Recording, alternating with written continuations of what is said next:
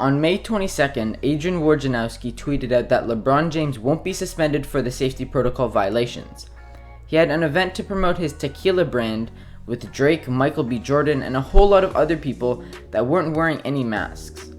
It's very clear that he broke the health and safety protocols, but for some reason, he didn't get suspended, fined, or punished at all. He's the richest basketball player right now, and the NBA didn't even fine him. The Bulls were trying to make a playoff push, but Zach LaVine, an all-star and their best player, got suspended for 2 weeks for violating the safety protocols, and it crushed their playoff hopes. But for LeBron, the league carried on like nothing ever happened. And on May 23rd, LeBron was asked if he was vaccinated for COVID, and all he said that it wasn't a big deal. I kind of understand why the league did this though. And it comes down to money. The NBA is a business and they didn't want to lose viewers because they would have to suspend LeBron. And in 2019, when life was fairly normal and there weren't really any reasons for lack of viewers, the ratings were down. And a huge part of that is because LeBron wasn't playing in the playoffs. We were used to seeing him in the finals every year for a decade to him not even being in the playoffs. He's one of the greatest players to ever play the game, and a lot of people are tuning in to watch him play. So his impact alone already has an effect on how much money the NBA generates. So they didn't suspend him, and they let him play as if nothing ever happened. What I don't understand is why the NBA didn't fine him. He's the richest basketball player right now, and fining him wouldn't even make a dent in his pocket, but at least it would set an example for the league. But I don't think the NBA wants to offend or hurt LeBron's feelings because he's still the face of the league. But that's the part I don't get.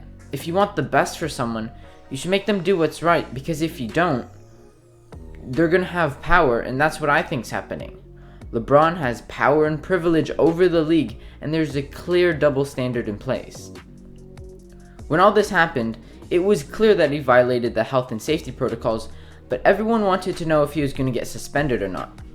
There's been so many players that have gotten suspended because of this, but LeBron just got a free pass. I kind of touched on this earlier, but Zach LaVine is a recent example. The Bulls were trying to make a push for the play-in games and potentially the playoffs, and the all-star and the clear best player, Zach LaVine, got suspended for 2 weeks violating the health and safety protocols, and that crushed their play-in and playoff hopes. And it's not fair why LeBron didn't have to do a single thing, not a single punishment for his actions. Players that have gotten the vaccine have slightly less safety restrictions, but LeBron just brushed off the question when a reporter asked if he had gotten the vaccine. That means he didn't. When you don't punish LeBron, where do you draw the line? Would you do the same for Steph Curry if he was in the playoffs? Maybe not, because he also brings in a whole lot of money for the league. But what about Damian Lillard? How about Jason Tatum or Devin Booker? Bam Adebayo? Jrue Holiday? Mike Conley? John Collins? What about a solid role player like Marcus Smart? Everyone has their own opinions, so you can't give certain players the edge or else someone else might be getting unfair treatment. And what's a great solution to that? Staying consistent with your policies.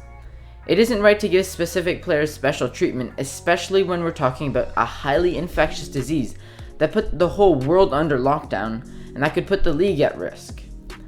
You make rules to enforce something, right? And if they're violated, the person would have to face the consequence. But that's what health and safety protocols are for in the first place.